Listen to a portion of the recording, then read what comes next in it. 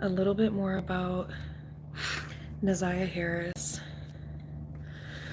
and what's been going on with the trial. To be honest with you, well, yeah, the trial is not over yet, but I don't know when they start back up again. I will say that. So I don't even know where to start because I was doing more research last night and I was looking into just trying to find more videos of more like social media videos of Naziyah and her aunt and the family, just to get more of an idea of maybe what was going on, and also just like get more of an idea of what was going on with Naziyah. And I found some really pretty disturbing videos. Some of the videos were of, and I'm gonna play the videos. I'm gonna pull my laptop up. I know that some people, what was I gonna say? I don't know how to like share my screen when I'm on a live. I already tried to do that. I think you can only do it on your computer, but I could be wrong. But anyway, I'll show you guys the videos, and if not, I'll post them after this live. I'll post shorts of the videos because I think they need to be put out there. I think I'm gonna make some shorts of the grandmother and how the grandmother was talking to the kids. So there is a video that one of the kids recorded of the mornings at their grandmother's house. And if you saw the grandmother testify, one of the things that the grandmother was, which it seems like they were all kind of trying to paint this innocent picture, which is very common with any type of dysfunctional family dynamic where things are swept under the rug. And that's kind of the vibe that was coming off from both of them. And it makes a whole lot of sense now that I've seen the videos that I've seen, because in the one video I saw, and I'm absolutely about to call both of these individuals out, yeah, because what I saw spoke volumes and told me everything I need to know. It was very obvious. In the one video that I saw, there was a video of, it was her aunt recorded a lot of stuff, which is actually great, but also stupid on her part. But surprise, surprise, no offense, but man, it just seems like ignorance just runs through and through. And of course it does with in any dysfunctional family, it does. It's ignorance for sure, and lack of healing, lack of education, lack of ignorance. And when I say lack of education, lack of knowledge on whatever dysfunction is fucking with that family. So, long story short, I saw a video and it was like the aunt was like dressed up and they were at some park, and it was just very obvious that the aunt is extremely insecure, which, I mean, not surprising because the aunt is kind of obese and whatever. I mean, anyway, you can still be secure in yourself even if you're obese. I've just, trust me, seen plenty of people do it. But I mean, that could be one of her insecurities. I guess that's what I'm saying. Point is, in the video, she was like recording herself, and like just by her body language alone, and I'm going to show you the video, but you can just tell that she's like, I don't know, it's like, it's weird energy. It's almost like she's trying to overcompensate or act as if things are better than what they are, or more than what they are. Like, one of the things I really wanted to talk about tonight was like part of the problem that I think contributes to why people perpetuate some of these unhealthy patterns and dynamics. And I think one of the biggest reasons is society and this pressure to live within a certain image, within a certain box, I guess. And as women, I think insecure women, I'm going to put it that way, I think insecure women maybe, and again, this is not speaking from personal experience, but this is just my theory. It's like there's some type of comfort that insecure women find in this idea of having babies or getting married. Now, I'm going to be real with you.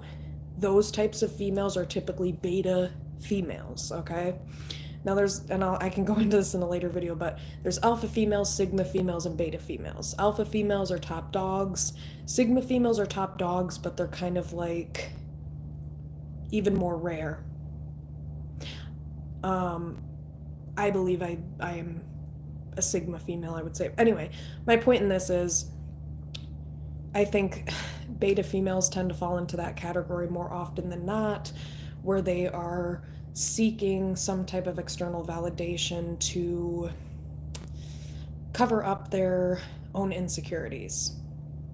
And that's what I think, of course, her aunt was doing, because let's be real, if you weren't, why in God's name would you choose a guy who was locked up for 10 years with a sexual, CSC charge? Or is it CSC? I don't know if it was CSC exactly for him. Criminal sexual conduct, I think that's what that stands for, or maybe anyway, whatever, I don't know the exact things, but he was in prison for 10 years. He was not even supposed to be in a household with children. I don't know how the fuck that happened. And then on top of that,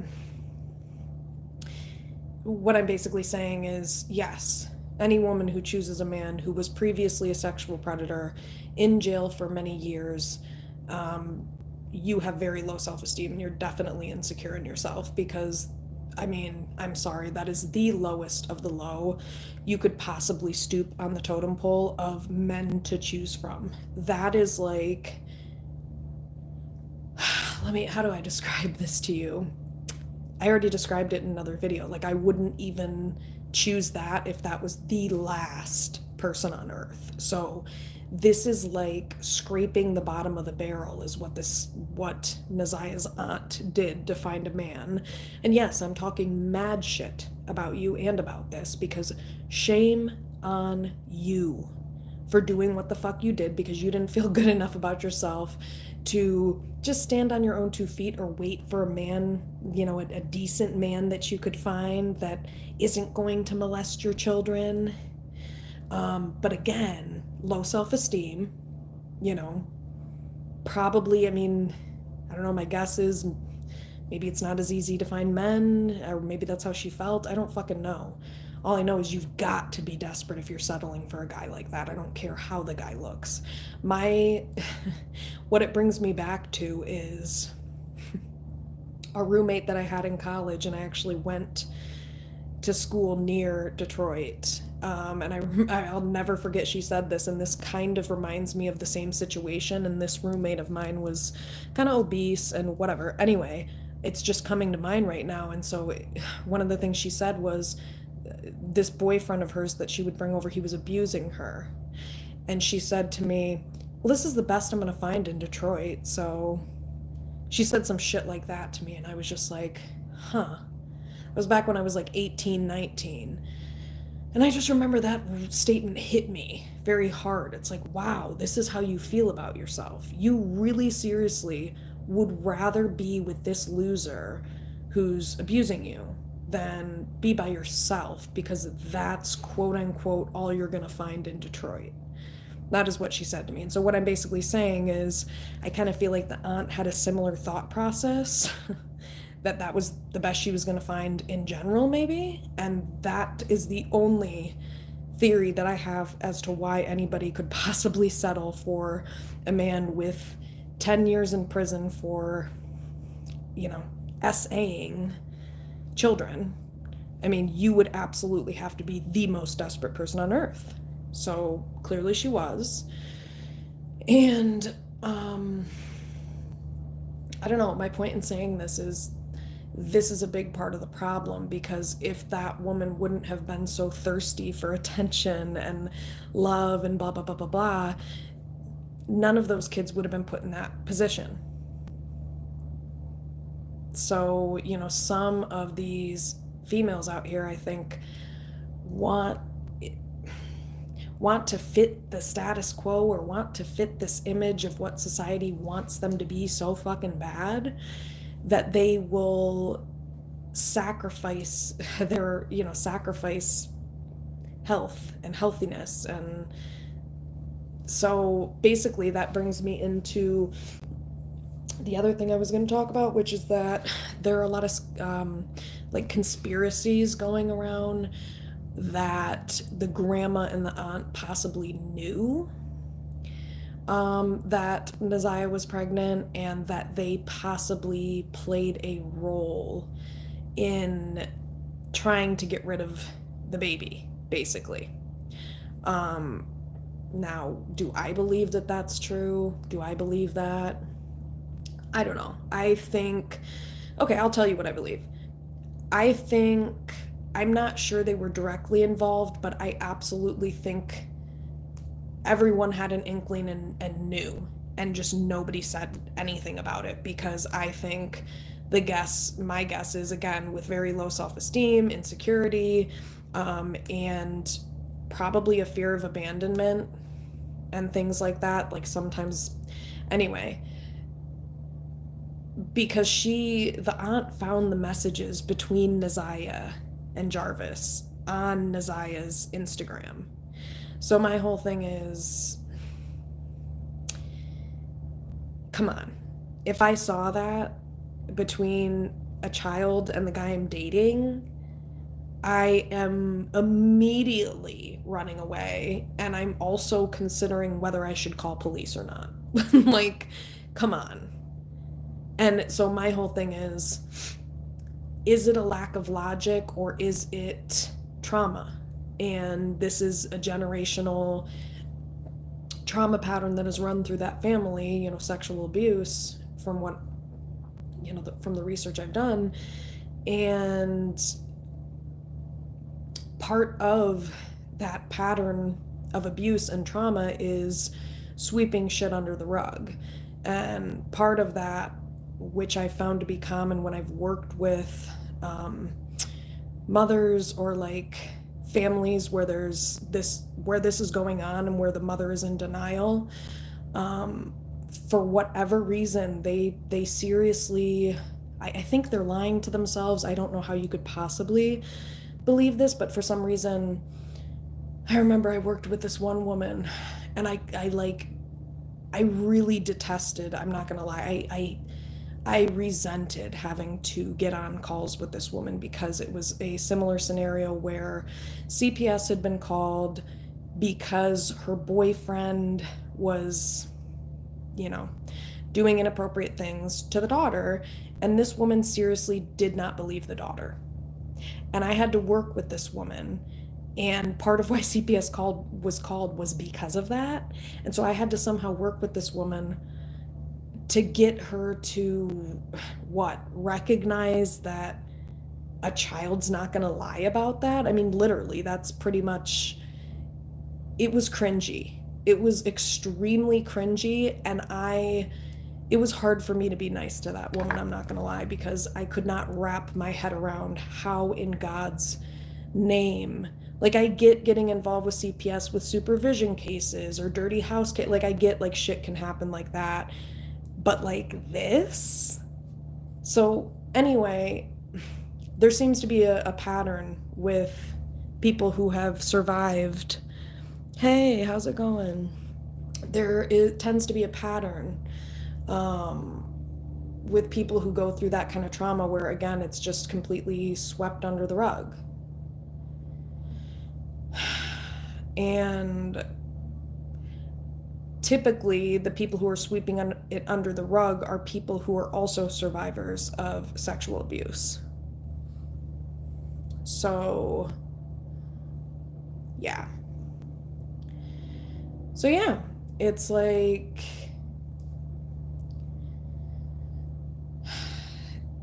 I think they knew on some level. I think that's what it was. I'm not sure if they knew entirely. I definitely, based on the video I saw of the grandmother, can tell you 100% for sure that the grandmother is abusive. Absolutely, without a doubt. There's no question of that. In the video, the grandmother is cussing the children out. She is telling them to put their motherfucking coats on. She's telling them, put your goddamn coats on, put your fucking coat. Just trashy. Trashy, low vibrational. Trashy, low vibrational, shit, you know? It's like,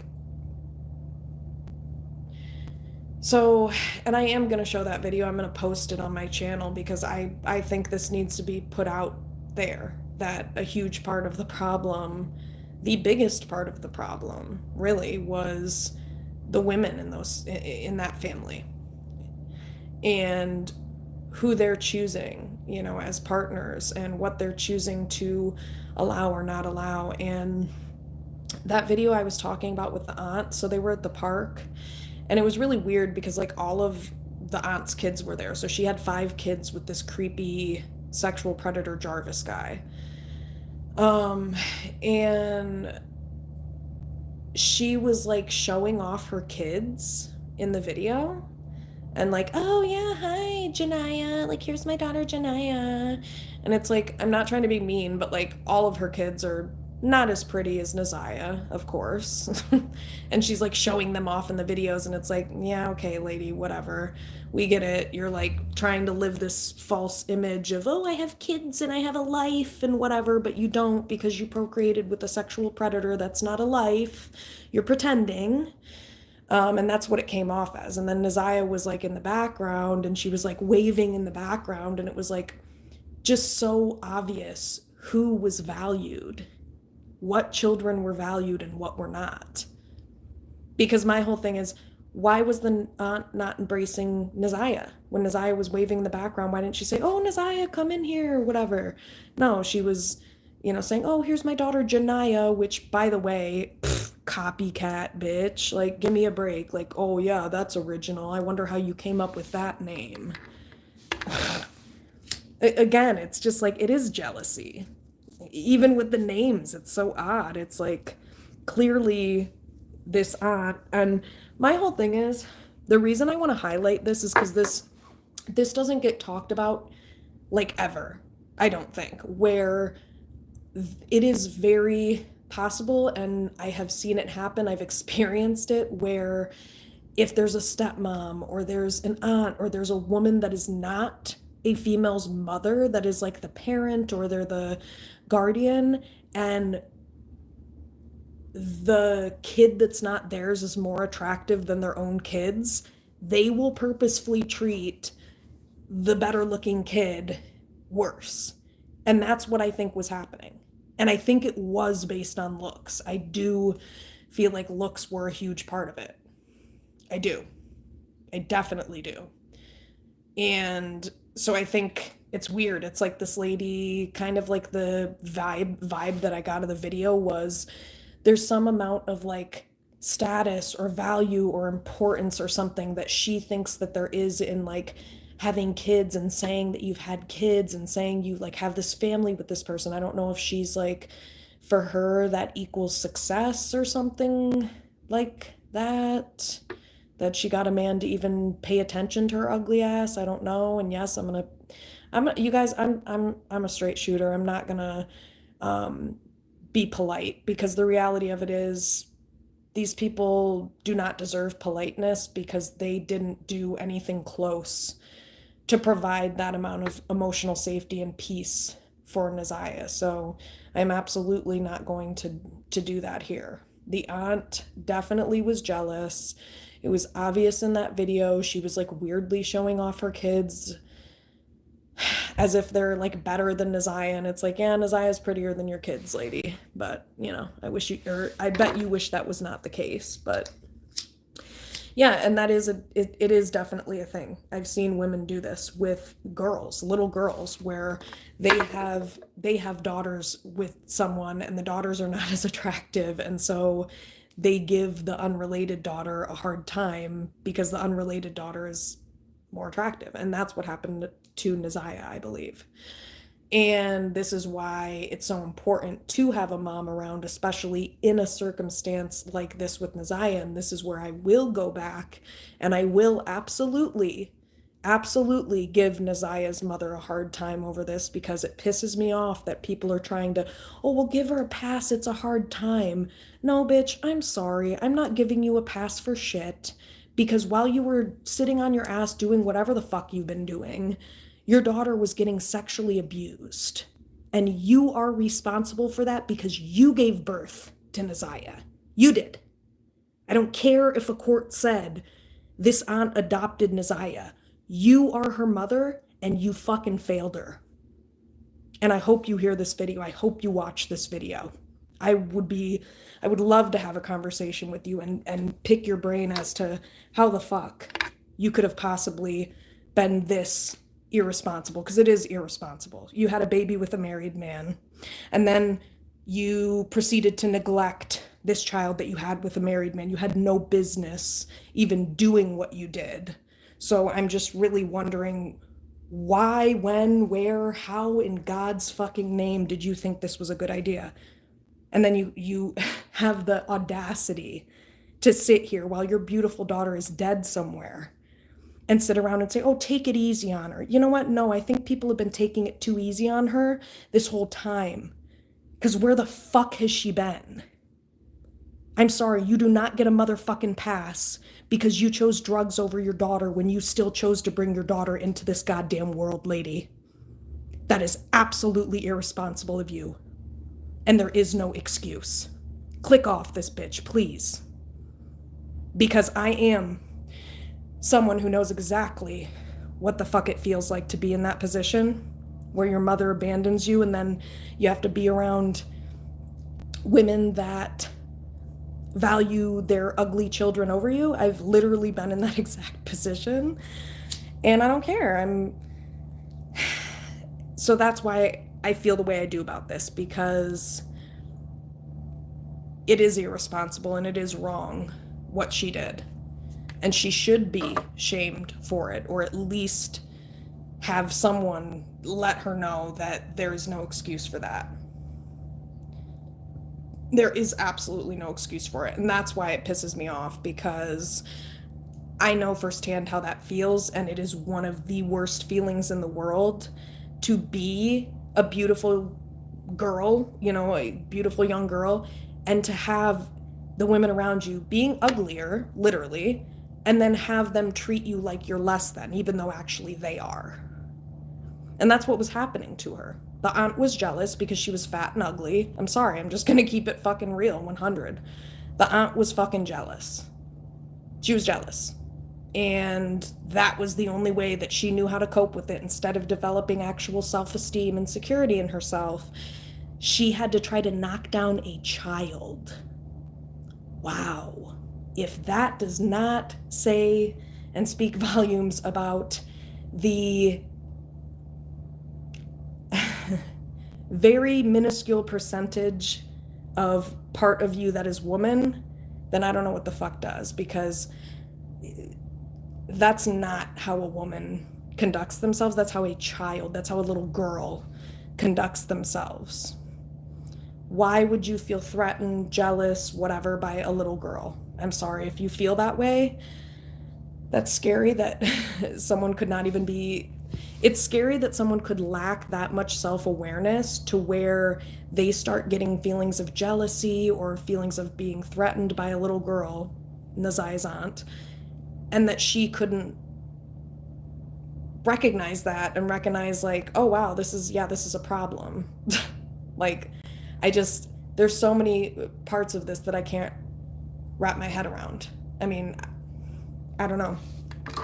I guess that lady wanted to be loved so bad that she had to neglect a child and I guess pretend that that was an appropriate excuse for that. Sorry, I'll turn the lights back on, but I don't know. So that video was very telling to me. It was very showy. It's like, yeah, guys, let's pretend we have a happy family. Me and my 5 kids, 2 of which are being secretly sexually abused by their father. And yeah, guys, we're at a park.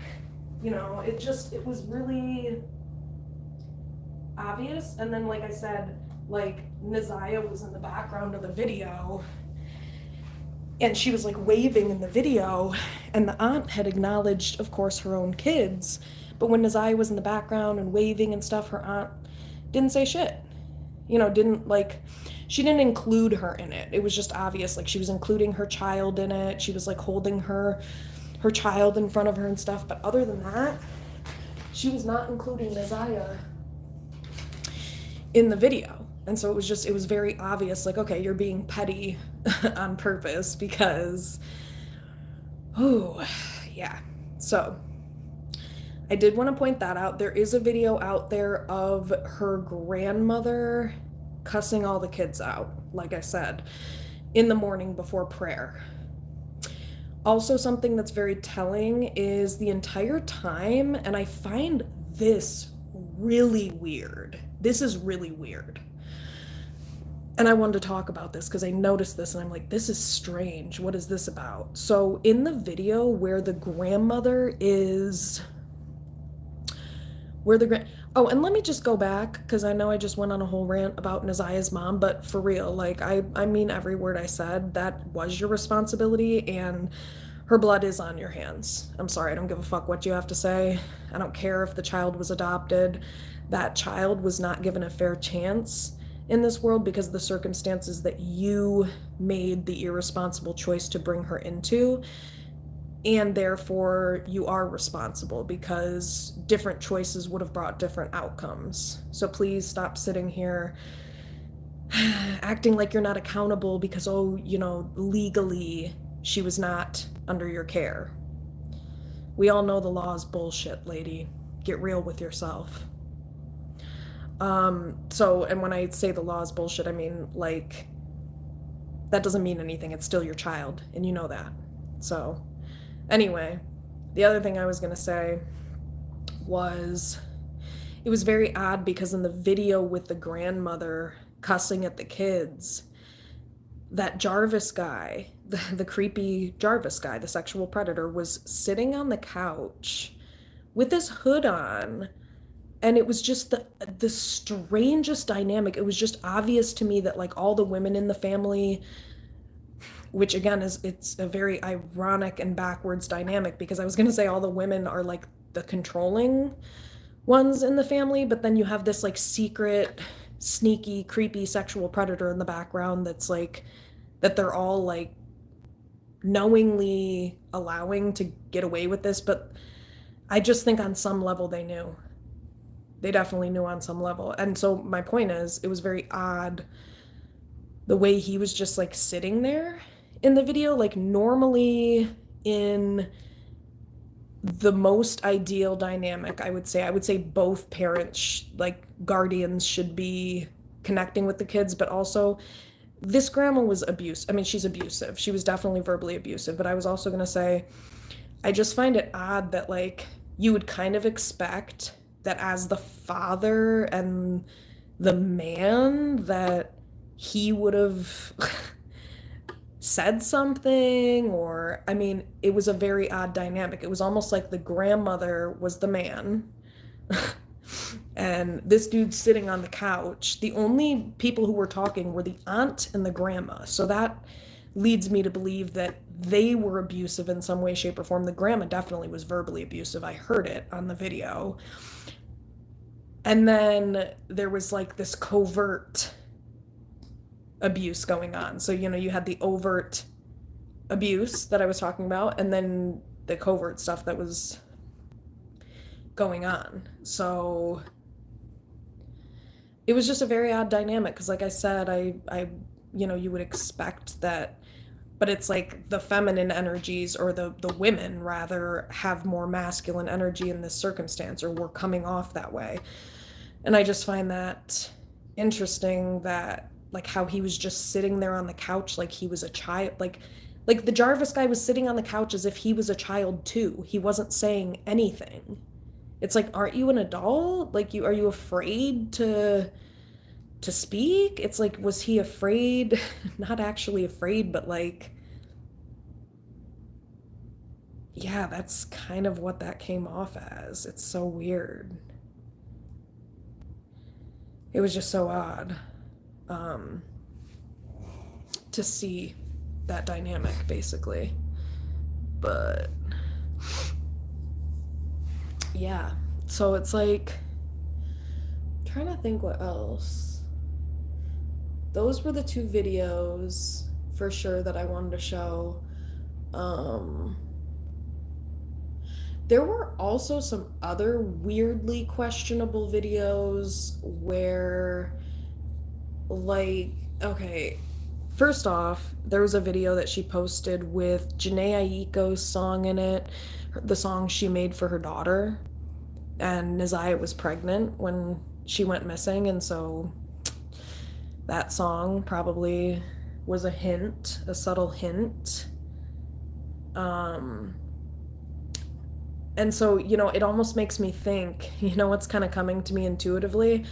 I think the aunt picked up on it intuitively. That's what I think. I think she picked up on it because she probably saw some of Naziyah's shit, like the social media videos, and she put two and two together as any adult would. Like, that's kind of obvious. You're playing a song that's clearly meant for a baby. Why of all songs would you choose that song? So her aunt, I think, secretly had an inkling that there was something going on already before she saw these, but I think she started piecing things together. And I think instead of doing the right thing, she stayed silent because of her insecurity and because I think she was secretly jealous. So I think she put the pieces together when she started probably seeing these videos of Naziyah that she was posting. And yeah. And then on top of it, you can tell when someone is pregnant, their face glows, so if you've ever been pregnant or if you've ever been around someone who's pregnant, how someone who's pregnant looks. Their whole face changes. They look gorgeous.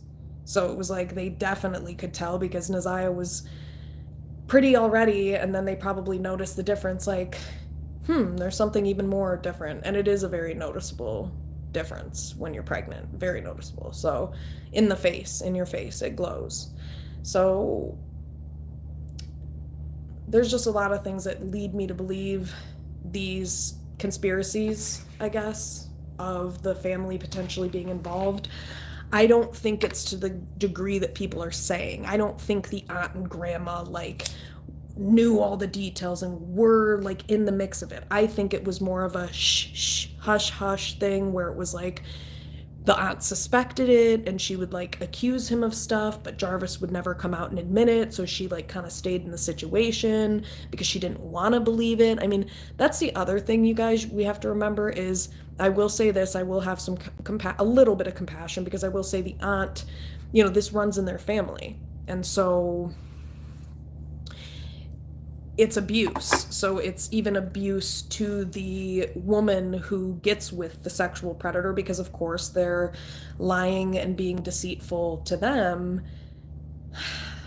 So I don't know. I think it could have been something like that where the aunt had a feeling, she had an inkling, but she didn't have concrete, like, 100% proof, and so that's why maybe she never did anything. But I think intuitively, deep down, she knew. And I think it was one of those things where with trauma, if you have abandonment and rejection stuff and you've had kids with people and things like that, I think that's where her trauma came in and maybe prevented her from really fully looking at what was going on, which is that it's not normal for a 42-year-old to ever be messaging a child on social media, ever, unless it's like, hey, I can't get a hold of you on your cell phone and I'm here to pick you up at school, are you okay, or some shit like that. But other than that, any images, like these images that she saw, that is weird. and should have been a huge red flag. Why would a 42-year-old man and a little girl be, but again, I think with trauma sometimes your mind tries to fill in the blanks with other things when you don't know what's going on. And so that could have been what was happening too for the aunt, is that, with predators, there's a lot of manipulation going on. And then usually the victims that they choose are already susceptible to those things. Like they've already been in abusive dynamics in the past. And so it's easier for them to be influenced or easily swayed or manipulated because they want to be loved so bad that they, people like this may put up with more than a healthier person would, which again is why victims prey on specific people, basically, or they try to prey on specific people. But there's a way to outsmart these fuckers. There definitely is. You just have to know the game they're playing and in order to beat them at their own game. But a lot of times, especially when you have not healed your trauma, which I think is the main issue here in this family, is that the trauma has not been healed, those things are harder to notice, or there's certain. So yeah, I don't think that they were in on it like how people said, where it's like, oh yeah, they knew for sure. I don't think it's that. I think there could be inklings, there could be, but I don't think there was anything where they knew this whole time and they just, I mean, it could be, but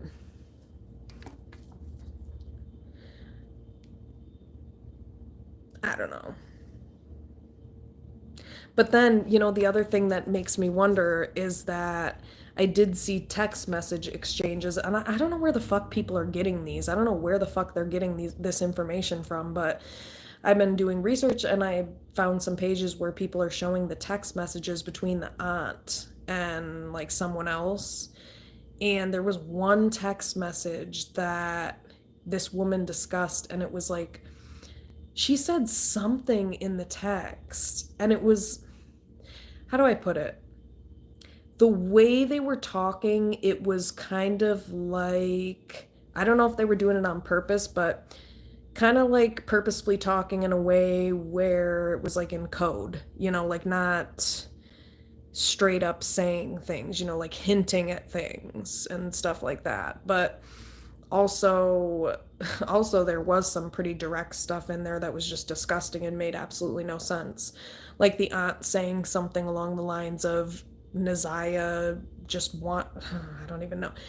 There's not enough context for me to share the text, but basically she was talking about essentially claiming that Naziyah was like interested in things that she definitely was not. She was being abused. So then that led me to believe, like, wait a second, did she know?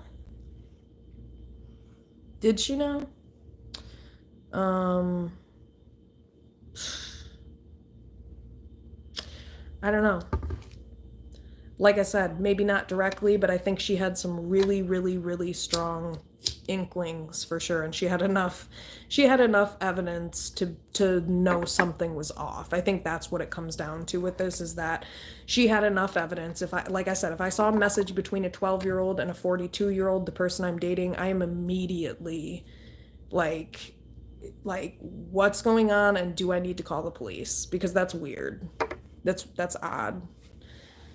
So the fact that she just like confronted him on it and just said, oh yeah, like, what are these messages between you and Naziyah? It's like, the fact that she had to ask tells me she knows. You know what I mean? Why would you even, because if you're having to ask, then that means your intuition and whatever you saw is telling you that it's bad enough to where you need to ask. So at that point, do you really need to ask, or do you just need to get the fuck away from this guy? But again, I don't know. So I think it's much more complex too. It's not just, oh, shame on them, they knew better. This is all trauma related shit, and that's not an excuse, but I would guarantee that a lot of this stuff that was going on was very subconscious. And again, there's no excuse. This is why you guys always hear me preach that there's no reason for people to have kids unless they've healed, because it's a selfish endeavor. It's a selfish action. It doesn't make any sense. Yeah, I'm gonna go unhealed and like try to raise this kid when I'm still hurting and repeating the same dynamics and trauma patterns from my childhood so that my kid can grow up and do the same thing. Because that is what you're doing.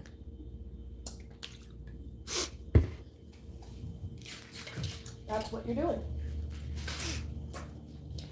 And, hi, Burley. So, yeah, so I do believe on some level they knew. And I think the grandmother, people are saying, like, because she was very cold on stand. She was cold.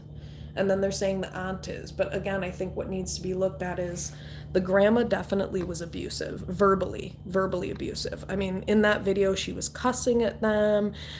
Put your goddamn coat on. Put that motherfucking coat on. I mean, she was just, and it wasn't like, okay, like, how can you be polite when you swear? Because I was going to give an example of it, but like, yeah, no, there is no example. But it just, her tone of voice was really nasty and mean too. I think that's the point.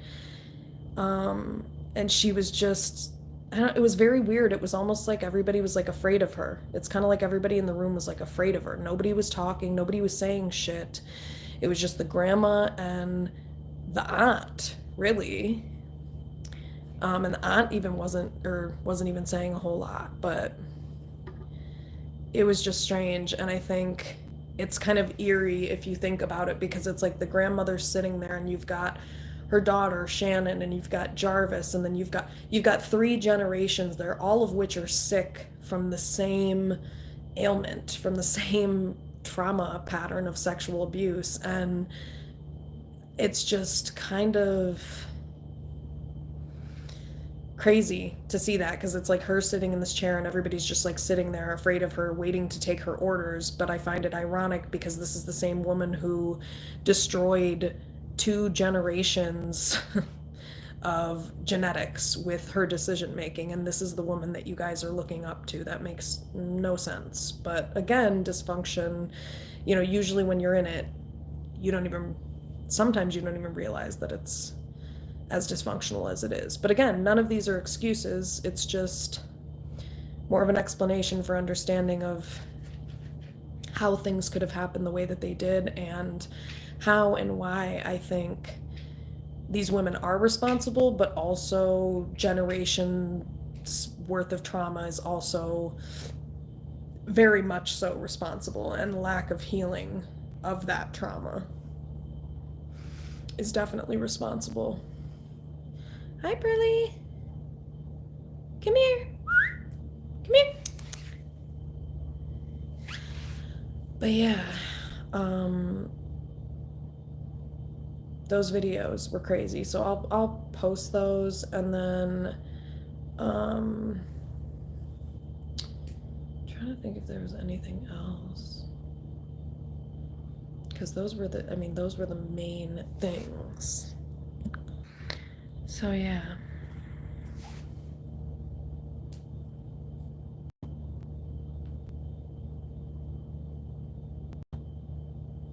Hi, Pearly.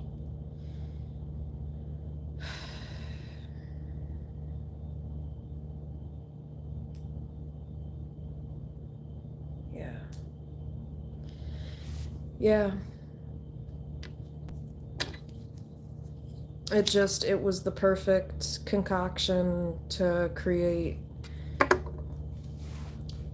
the dynamic that it created, because, and this is where I have a hard time forgiving or, making peace with this whole idea of not giving her mother a hard time, because, what was I gonna say? because it was her responsibility to heal the wound, you know what I mean, before making such a major life decision. And you know, I get some people would say, well, what about beliefs? What about cultural beliefs and things like that? And it's like, you guys, we have to understand that all of these things are made up. Like, everything is made up. Like, I'm not saying that's not real, that those are some people's beliefs. I'm saying humans made that up, these like cultural beliefs and cultural norms or whatever that we go by and say, oh, this is okay or this is not. So it's really not real. And then when you utilize that as your argument, it doesn't really make sense, because I know some people are like, what are you trying to say? Culture's not real? Yeah, culture is real. That's not what I'm saying. What I'm saying is that these ideas that we've created about what is and isn't like acceptable for any group of people, like, that's not real. Some person somewhere along the way, actually not somewhere along the way, with experience and behavior, that became a quote unquote norm, but that doesn't mean it's a norm. Does that make sense? It's just an adaptation of human behavior, if that makes any sense at all.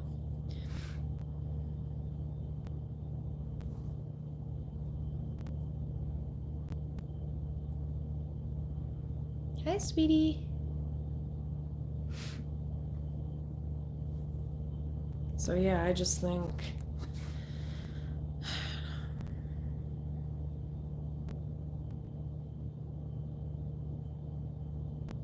it's just messed up. But yeah, so I think when people are like, oh man, they were so cold, the aunt and the grandma, they were cold on Stan. But I mean, the grandma, just from one video alone, she's verbally abusive. So abusive people are typically either narcissistic, sociopathic, or psychopathic. So she's probably narcissistic. So I would not expect, or, you know, some type of abuser. So I wouldn't expect a whole lot of emotion. But again, if you don't know what you're looking at or who you're looking at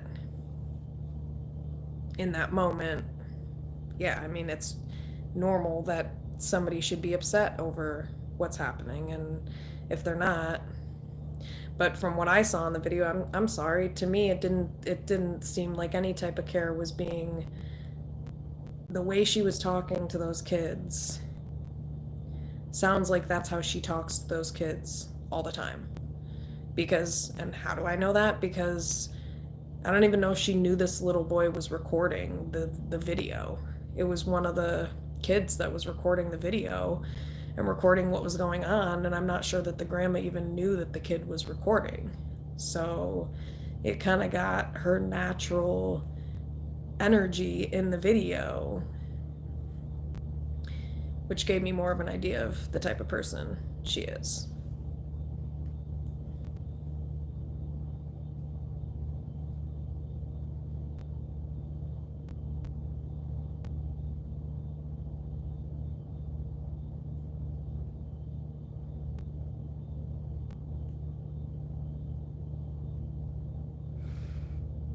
Yep. Hi, Pearl. But yeah, I don't know. I think I don't know when the next part of the trial is, or whatever, or what's coming next. But that was the other thing I was gonna say, is that the one of her cousins also testified that Jarvis was would coerce Naziyah, and I think, I don't know what other cousins, I don't know specifically as far as that goes, but the child testified, basically, her cousin, that they witnessed this happen on more than one account, that Jarvis would try to coerce the kids, or Naziyah, and I don't know who else it was, but I definitely think, I'm trying to think. He definitely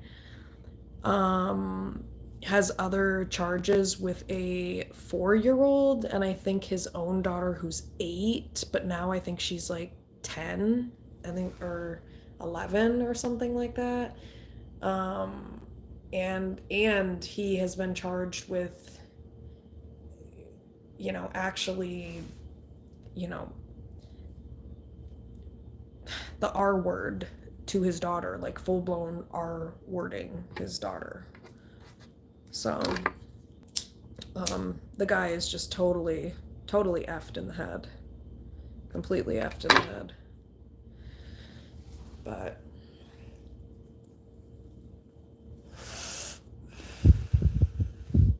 so yeah, that was another part of the trial, and I don't think that they showed that. I didn't see a video of that, of the child testifying to this, but I saw an article on it.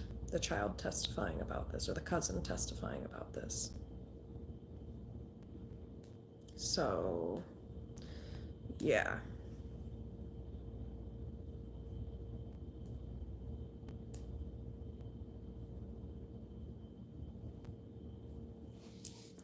Mm-hmm.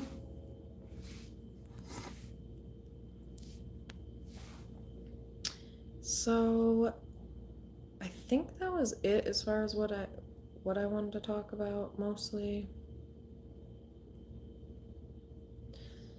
But I definitely wanted to come on here and emphasize even more just about the family members that, every adult here is responsible, including her mother and father. I'd say in particular, her mother and father. I hate to say it, you guys, but I mean, I believe in karma wholeheartedly, and I find it ironic, and rest in peace, of course, to her father. I don't want anybody to pass away, but I just find it very ironic that as soon as she goes missing, this guy dies. It's like, but people don't want to believe in karma. It's like, I hate to say it, but the main culprit here was her father. Let's be real. It started with her father and temptation. Naziyah's father stepped out of his marriage and had a baby with Naziyah's mother without his wife knowing.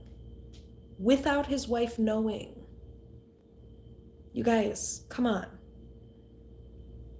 The universe, that was absolutely a punishment from the universe. I don't care what anybody says, and I know some people would say, oh, that's awful. No, it's awful what that man chose to do and all of the damage that it did and caused for one human life, all because this guy wanted to bust a nut. Sorry, but I'm going to keep it 100% real. We are where we are right now, talking about what we're talking about right now, because Naziyah's father couldn't keep his D in his pants and had to step outside of his fucking marriage and disrespect his wife.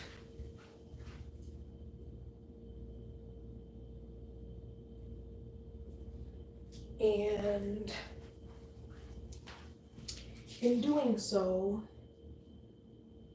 there was a consequence for that. Not even a consequence, but really, again, people don't look at it this way. I do. The consequence was he got someone pregnant. He was at a karmic crossroads, and he chose to cheat. And then guess what? There was another karmic crossroads. And that karmic crossroads is, am I going to go forward with this sin to carry out having this child with somebody that when I married with this random person out of wedlock? Both choices, I think, were wrong. I think they were wrong. And I think that is why Naziyah is not here, and her spirit is resting, because that's what her spirit was supposed to do all along. And I think that's why it's so sad, because it's like, how much pain and harm and sadness could have been prevented had a different decision been made. And so that's why I think her father passed away, because I think the universe I think that was karma. I think that was karma to him for having created such a mess with that one evil decision that he made to cheat on his wife. And so that's why I think the universe took him, because it's like, because of your decision, this little girl no longer has her life. Why should you have yours? Look at what you did. That's how I look at it. Some people may say that's harsh, but I definitely believe in karma, because I've seen I've seen it happen so many times to people around me who have done me wrong. So I know it's real. And I mean, very obvious accounts of it as well. So yeah.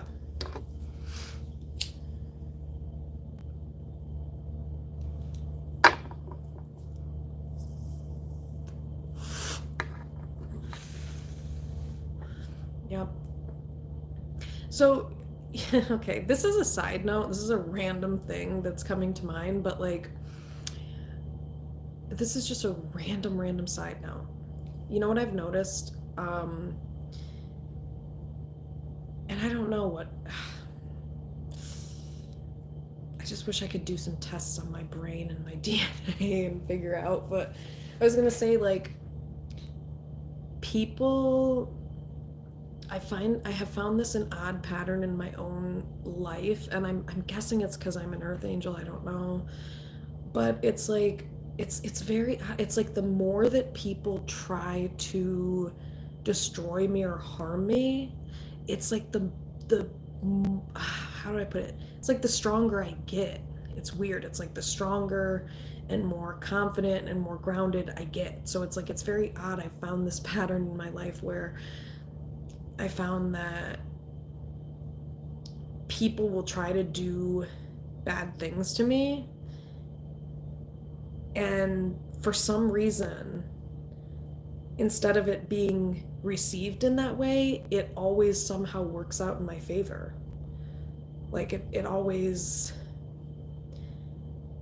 ends up being something that I notice has allowed me to grow more or get wiser, or so I always find it funny when people try to mess with me and they find that instead of me getting weaker, I tend to get stronger and stronger, because it's kind of like, I do the opposite when somebody tries to break me down. Instead of allowing it to do that, I utilize the energy, again, because I'm an alchemist, I utilize the energy to build myself up and to go into areas of my life that I could utilize it for, which is also alchemy. But yeah, I don't know, that was a random side note. That's also probably resilience to a certain extent or degree.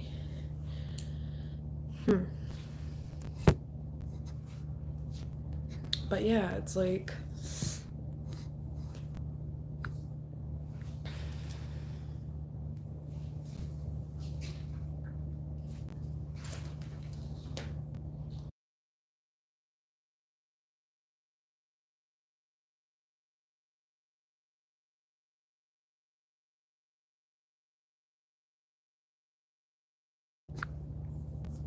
so yeah, it's kind of funny. Ooh. It's just kind of crazy how it happens.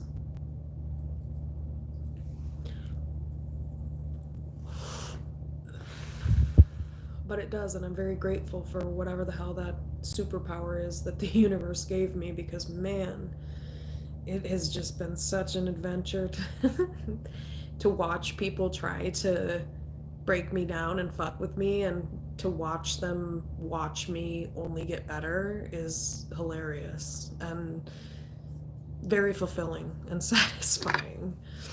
And I just find that that happens a lot, where people try to mess with me, and then, instead of it messing with me, it actually builds me up into an even more beautiful version of myself. And people are like, wait, what the fuck is going on?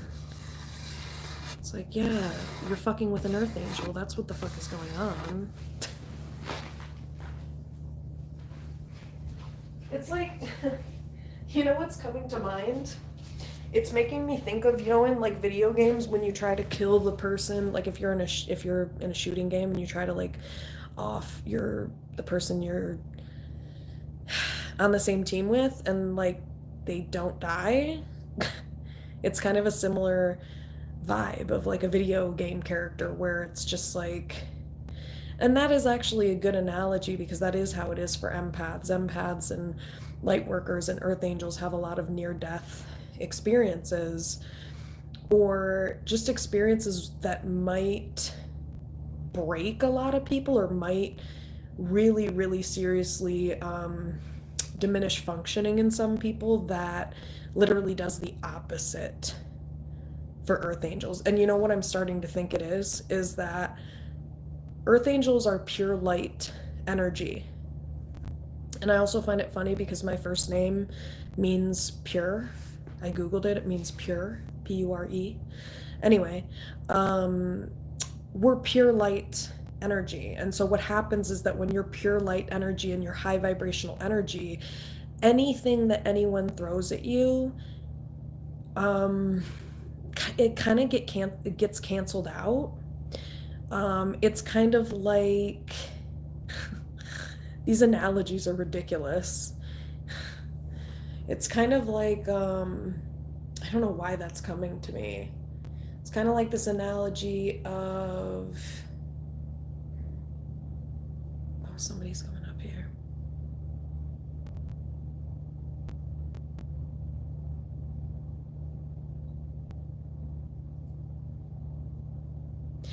I was gonna say it's basically like it cancels out. It's like whatever energy I absorb somehow gets transmuted into more positive light energy, which is why it's really hard for people to get to me. That's why it's really hard for people to, you know, bother me or get to me.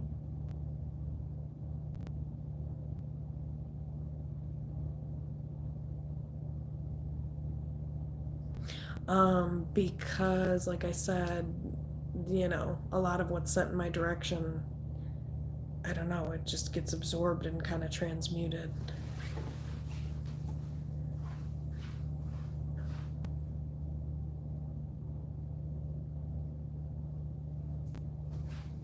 I would even say it doesn't even get absorbed. It just gets kind of yeah, that's a good analogy. Like filtered out. It's kind of like it gets filtered out. It's kind of like a filter. It's kind of like an earth angel is like it's like a filter.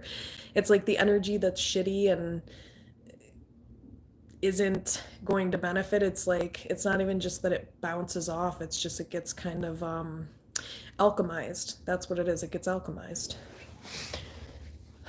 And it can't, it's so low vibrational that the energy can't survive within, like for too long within the body or being of an earth angel.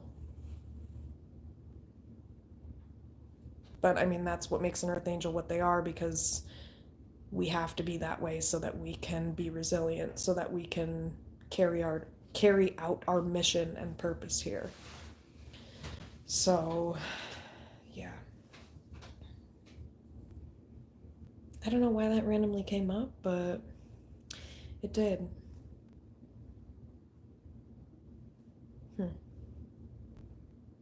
Because I think it's just like every experience I go through, I just learn more about myself and it just strengthens my connection with myself, you know? But it's all about how you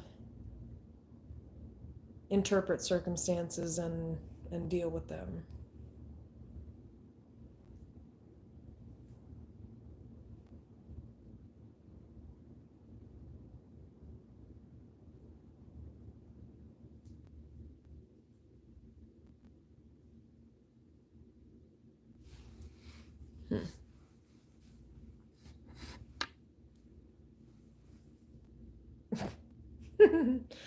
You know, the other thing I thought was funny, I watched a little bit of the interrogation, but it's hard to hear the interrogation, the police interrogation, which is why I've not watched much of it.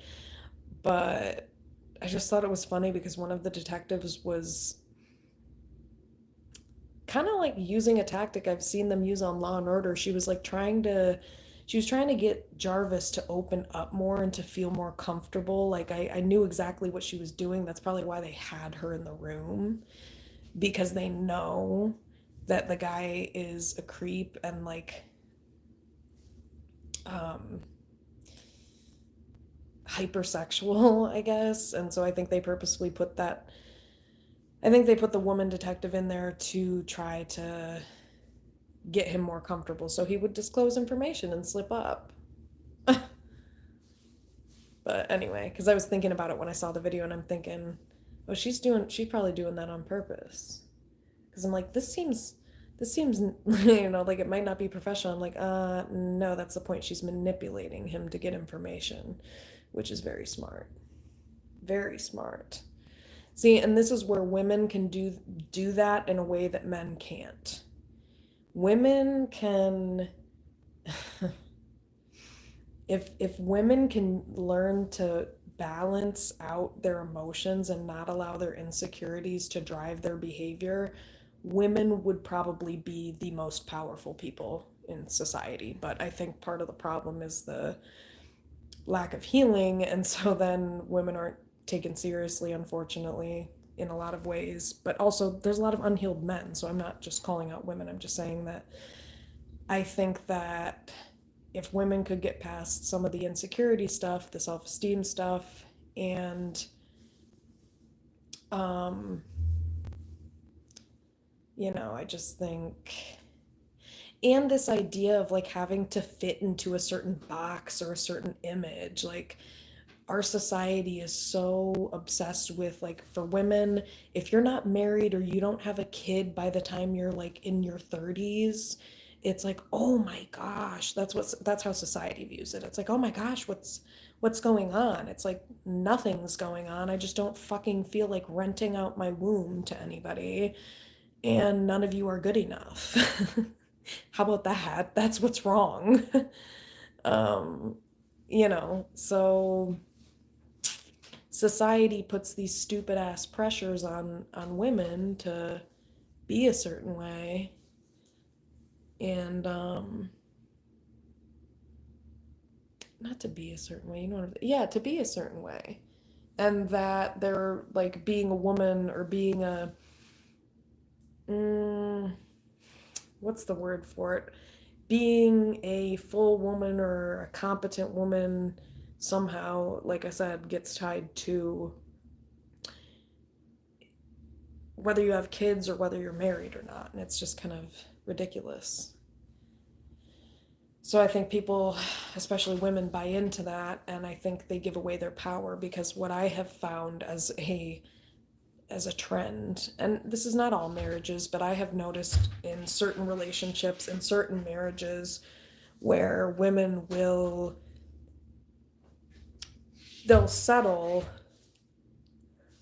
um, out of insecurity, and they'll allow certain things that they shouldn't due to their own insecurities, instead of demanding more and saying, hey,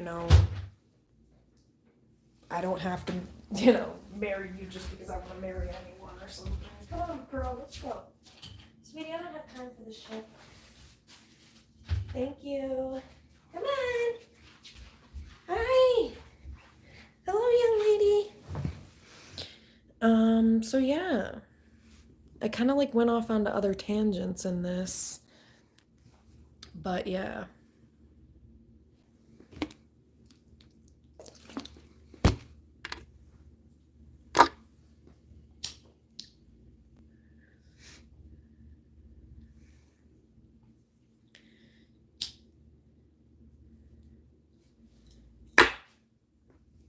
Pearl, come on, honey. Honey, Pearl.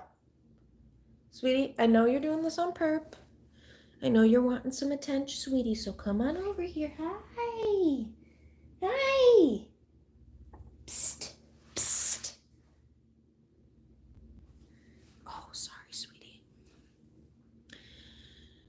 So yeah, I think that if people had a little bit more security in themselves, you know, I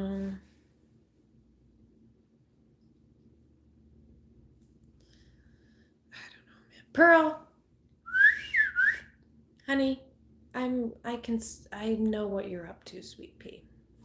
Hi, cutie. See, this, I love you. She's just so freaking cute. Hi, girl. Hi, beautiful lady. Hi, beautiful young lady. How's it? Are you hungry? Are you hungry? Sweetie? Are you hungry? Are you sure? Honey? Be serious. Honey? Are you hungry? Are you hungry? Honey, we're not doing this. We're not doing the miming. This girl likes to mime. She doesn't want to have to chit-chat with me about what she wants, how she feels. Pearlie, are you hungry? Huh? She just wants to... Hi! Come on. Yeah, come on, sweet. Come on, young lady. This is what's for dinner.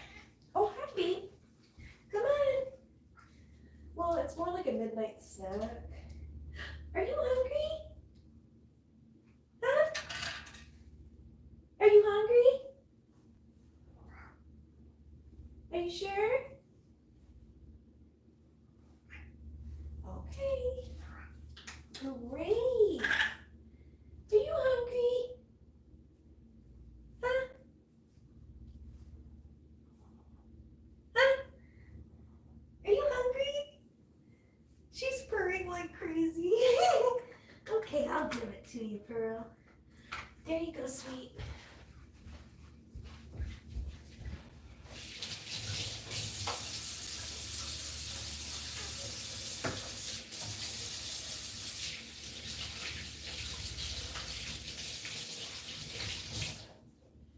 Okay, people.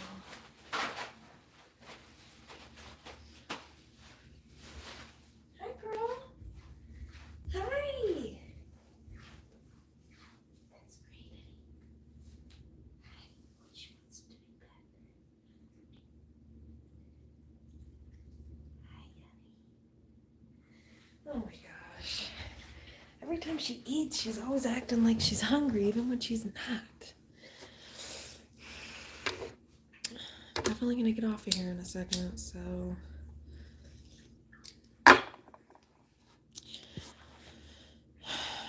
Maybe come back and do a reading.